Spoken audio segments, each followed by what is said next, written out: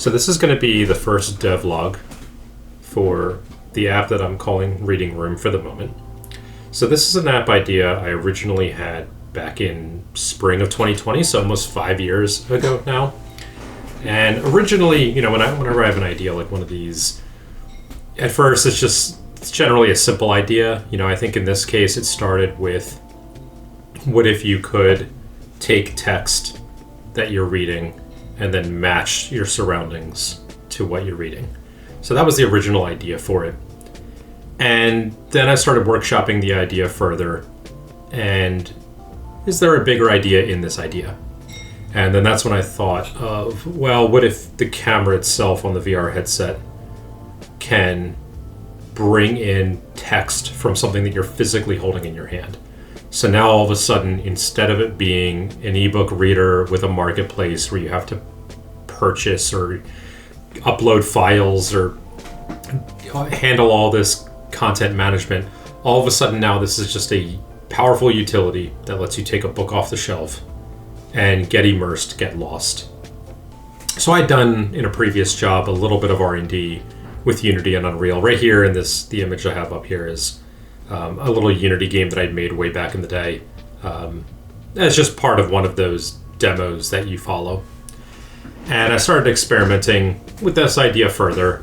And as part of that, I then started learning Godot, and I followed a Godot tutorial. And so in 2021 is when I really started building this out. And I started with just Google Cardboard with a clickable cube. Where, with Google Cardboard on, you could just click a cube, at least interact with something. And then kind of put it down, went away from the project, came back to it. And then in summer of 2022, I picked it up again. I did some things with the Google Android camera. So I did some experimenting with that. I did some experimenting with GD extensions. I did some research. So I started toying around with that idea, but I never really got far. I kind of kept putting the project down and circling back to it from time to time, but never actually putting the effort in. It really seemed like 2025 was the right time for me to dive into this project head first and see where I could get with it. So with that, I started March of 2025 working on this project and actually putting some serious effort into it. And so this is the first devlog for that. So let's get started with that.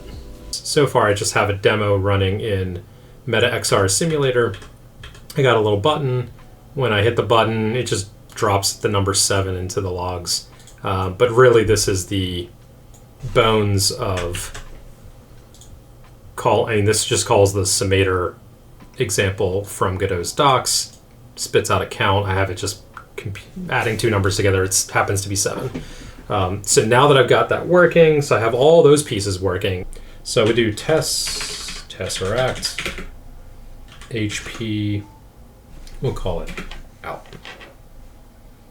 And if we run that, this is interesting. So obviously it has an error rate. It doesn't do everything perfectly. Luckily, I don't need it to be perfect. I guess it could change how I approach this. All right, well, for the moment then, let's just call this a success. So it succeeded in installing.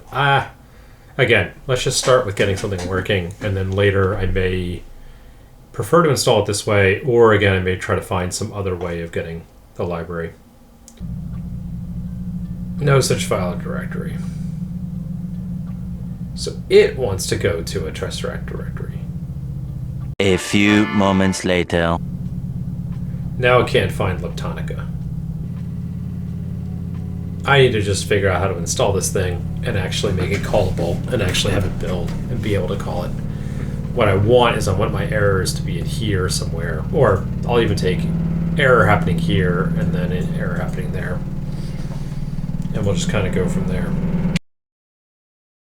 We'll instantiate the connection to the OCR GD extension I've created. I'm able to get into this process method, and I'm actually just hitting errors with tesseract. So the library's there, it's calling the library, it's hitting methods internally, and it's failing. And I think the issue before was Leptonica, which is a library that tesseract uses as part of its OCR work. But now I'm getting a new error, and I think it's because of how I brought in tesseract. So you need the .h's so your code knows what it can call, what the names of things are. And then DLL is actually the compiled code itself that's actually going to run. But so far it seems like that's all working. So we have a bunch of .h's here. But we have this version.h.in. I think this is where it's failing, because this .h.in, this is like a template file. And once you run some basic logic, it'll take this template and actually generate the version.h file from it. Oh, yes, it did work. It worked. Okay, so I should have never used VC package, which, that's the lesson learned. So the question is, so find here dash name, was it version.h? Hey. So now we shouldn't get that version.h error anymore, because we properly built the file now, which is the thing I've been trying to do for like 2 hours. Okay, so now we're back to literally the exact same error I got before. Scons, when it's building, like my library, I need some way of telling it, either in register types or somewhere else, where to find this library. Close, but it just needs to know the path to where to find things. And once it has that path, then it should finish these steps, and then I should be on to actually building the thing that I want to be building. One eternity later. Finally got scons to build. And in fact, I added a bunch of extra steps to check each library one by one to make sure it's there. Went and hunted down all of the subdependencies that were needed. I'm still of two minds as to whether or not this is something I could make automatic or more dynamic, because I definitely had to by hand go find all these libraries. And so we're on to the step of calling it from Godot. And that takes us to our next error. So we have a properly built library, but Godot hates it. The reason Godot hates it is because we're missing those DLLs. So I believe what this means, wherever I have this stored locally, and I think, with the bin directory and everything, I had told scons where to find these libraries, and so scons pulled them in. But I think now I either need to tell Godot where to find them as well, so added some sort of path information to go find them, or I need to copy and paste all those DLLs into a convenient place within the project so that they're always there. I got things finally working.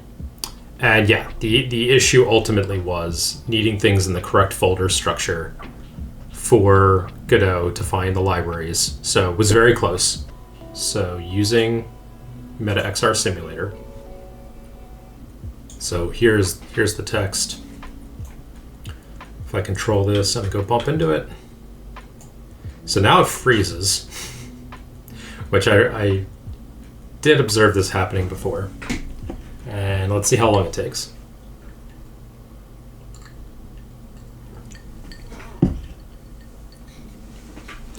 Okay, now it finished. And now I think, oh no, I touched it again. So it did finish. Here's all the text that it found in this image. So it's a hard-coded image coming from just the local JPEG file. Let me back away. Don't hit the cube again. So it is finding all the text. There are some artifacts and mistakes in here, and some misspellings and things like that, but it is an untweaked, unoptimized version of the OCR library. So I'm going to call that a success for now and move on. The next day. On ready, we initialize the connection and we connect a signal to it. And so this is good because now actually there's some setup stuff that's being done on the C++ side that previously was being done for every request. Now it only gets done once, so doing a bunch of setup there. Connecting a signal for when it's finished. But then we check to see if OCR is currently processing an image, so this way we don't process more than one at a time. So if you touch the cube multiple times, and because it's currently taking about 15 seconds for OCR to do its thing. When the processing is finished, so that actually triggers a background thread to do the processing, where before it would freeze. Now, if I go up and I touch it, I can touch it multiple times. I can still use the app, everything works. But down here in the logs, we can see we're initializing the setup, processing a new image. And when it finishes, it'll call this signal. So I've wired up a signal to listen. And right now it's just going to display the result. So here you can see it finished. It's going to successfully, when I run it from the command line, figure out that, let's see here, pervious to the criticism, the hollow. So it's cutting off some of the stuff here on the left side of the page, but it is wrapping correctly. Whereas if we were to go through this, you'd actually see, if you read this text, it's actually catching this sentence here, and then it's jumping over, I think, from here to there. So it's going from ashamed to but before finishing up. So it's not recognizing that these are two different groups of text. But when I run it from the command line, it does. Defaulting to a different page segmentation mode than what the API version does. I don't know what the API was doing, but it just kept giving me nonsense. And not only was it giving me nonsense, it was blurring, it was mixing things up. Like when I ran it from the command line, it would parse this text here, and then this text would be beneath it. But when I ran it using the API, it would do this first line and then jump over to here. It treated this as like one big line of text. So I have to imagine it's one of these settings here. By the way, again, where's our performance at? 22. Like 12 seconds.